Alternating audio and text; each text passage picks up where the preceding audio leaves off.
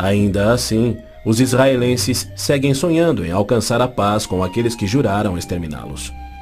Logo a seguir virá aquilo que Jeremias chamou de o tempo da angústia de Jacó. Exércitos do mundo, sob o anticristo, serão trazidos ao Armagedon por Javé, no intento de puni-los por terem odiado, perseguido e matado o seu povo Israel, e para disciplinar Israel por sua descrença. Você, anticristo, avançará contra Israel, o meu povo, nos dias vindouros. Trarei você contra a minha terra para que as nações me conheçam, e todas as pessoas da face da terra tremerão diante da minha presença.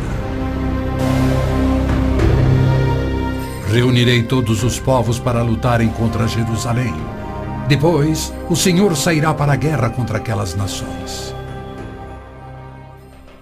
As frases "a minha presença" e "o Senhor sairá para a guerra" indicam que Deus mesmo virá salvar Israel no Armagedon. Zacarias diz: Deus virá como um homem ressurreto que foi traspassado. Este só pode ser o Messias, a quem Isaías chamou Deus poderoso, o Pai eterno. Ouça novamente as previsões dos profetas judeus sobre a rejeição do Messias, sua crucificação pelo seu povo e sua morte pelos pecados do mundo. Perfuraram minhas mãos e meus pés na crucificação. Foi desprezado e rejeitado, eliminado da terra dos viventes. Por causa da transgressão do meu povo, ele foi golpeado. Então o ungido será morto e já não haverá lugar para ele, apenas para os pecados do mundo. Em consonância com os profetas de Israel, João nos revela o Armagedon no último livro da Bíblia e nos mostra Cristo voltando do céu para destruir o anticristo, exatamente como Paulo também profetizou. Vi os céus abertos e diante de mim um cavalo branco, cujo cavaleiro se chama Fiel e Verdadeiro. Seus olhos são como chamas de fogo, e seu nome é Palavra de Deus.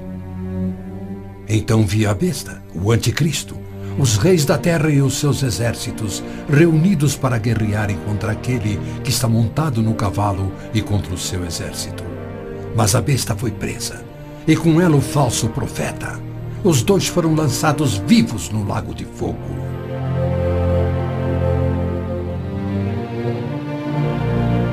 Antes do Armagedon, o anticristo irá confirmar um pacto de 7 anos, garantindo uma falsa paz entre árabes e judeus. Prometerá segurança a Israel, permitirá que Israel reconstrua o templo e reinicie os sacrifícios de animais, após um intervalo de mais de 1.900 anos. O anticristo quebrará seu pacto, cessará os sacrifícios, colocará a sua imagem no templo, declarando ser Deus e exigindo ser adorado. Os que se recusarem morrerão. Com muitos ele fará uma aliança que durará uma semana. No meio da semana ele dará fim ao sacrifício e à oferta. Então será revelado o homem do pecado, chegando até a assentar-se no santuário de Deus, proclamando que ele mesmo é Deus. Foi-lhe dado poder para fazer que fossem mortos todos os que se recusassem a adorar a imagem. A que semana Gabriel se referia? Quando isso acontecerá? Ele disse a Daniel que após 70 semanas ou 490 anos, toda a profecia se cumpriria, Israel seria restaurado e jamais voltaria a desonrar a Deus. No final das primeiras 69 semanas de anos, ou seja, 483 anos, o Messias viria e seria morto. O tempo seria contado a partir da data em que o rei da Babilônia concedeu a autorização para a reconstrução de Jerusalém. A partir da promulgação do decreto que manda restaurar e reconstruir Jerusalém, até que o ungido, o líder, venha, haverá 7 semanas e 62 semanas. Neemias diz ter recebido autorização para a reconstrução de Jerusalém no mês de Nissan do 20º ano do rei Artaxerxes, ou seja, em 445 a.C. No domingo, 6 de abril de 32 DC, dia em que se completavam exatos 483 anos, hoje o chamado Domingo de Ramos, Jesus entrou em Jerusalém. Não num cavalo branco, conduzindo uma insurreição contra Roma, como os autoproclamados messias tentaram e os judeus queriam, mas num jumento, humildemente trazendo a salvação dos pecados, conforme Zacarias havia predito. Alegre-se muito, cidade de Sião. Exulte, Jerusalém. Eis que o seu rei vem a você, justo e vitorioso, humilde e montado num jumento, um jumentinho, cria de jumenta. Foi no dia 10 de Nissan, que era o dia em que os cordeiros pascais eram tirados do rebanho, que Jesus entrou em Jerusalém e apresentou ele mesmo ao seu povo. 4 dias mais tarde, quando Israel sacrificava os cordeiros, ele, o Cordeiro de Deus, cravado numa cruz, se entregou pelos pecados do mundo, cumprindo a profecia de Moisés. No 14º dia do mês, quando toda a comunidade de Israel irá sacrificar o cordeiro ao pôr do sol. É fato histórico indiscutível que Jesus entrou em Jerusalém num jumento no dia profetizado, foi aclamado como Messias, foi rejeitado por Israel e crucificado conforme os profetas haviam predito. Como resultado, foram postergados os planos que Deus tinha para Israel na 70ª semana de Daniel.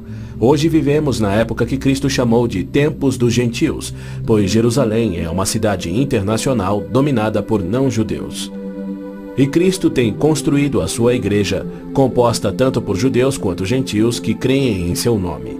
Somente quando esta igreja for arrebatada para os céus, conforme prometido por Cristo, é que terá início a 70ª semana de Daniel. Israel tem profundos problemas espirituais e morais, há hostilidade entre judeus religiosos e seculares e uma desilusão crescente com o judaísmo, especialmente entre a juventude. Israel sofre com drogas, pornografia, prostituição, juventude rebelde, estupros, roubos e assassinatos. Israel precisa se voltar em arrependimento para o Deus de Abraão, Isaque e Jacó. Mas os rabinos nada têm para oferecer aos pecadores arrependidos. Exatamente como Oséias profetizou, eles não fazem sacrifícios pelo pecado há 1900 anos, pois não têm um templo. Pois os israelitas viverão muitos dias sem rei e sem líder, sem sacrifício. Foi Deus quem profetizou essa condição. Por que ele permitiria que seu povo escolhido ficasse sem sacerdócio e sem templo no qual oferecer os sacrifícios pelos pecados que ele havia ordenado? Isso só faz sentido se o sacrifício de Cristo na cruz cumpriu todos os sacrifícios do Velho Testamento que já não são mais necessários. Caso contrário, Deus abandonou o seu próprio povo e todo o mundo sem recurso para o pecado. E isso ele nunca faria. As escrituras hebraicas contêm mais de 300 profecias, indicando quando e onde o Messias nasceria e como reconhecê-lo quando ele viesse. Cada uma destas foi especificamente cumprida ao pé da letra na vida, morte e ressurreição de Jesus de Nazaré. Se ele não for o Messias, então não existe o Messias.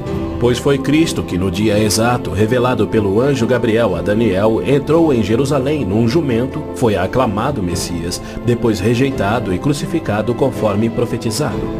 Segundo as escrituras do próprio povo de Israel, aqueles que esperam a primeira vinda do Messias já estão atrasados em 1900 anos.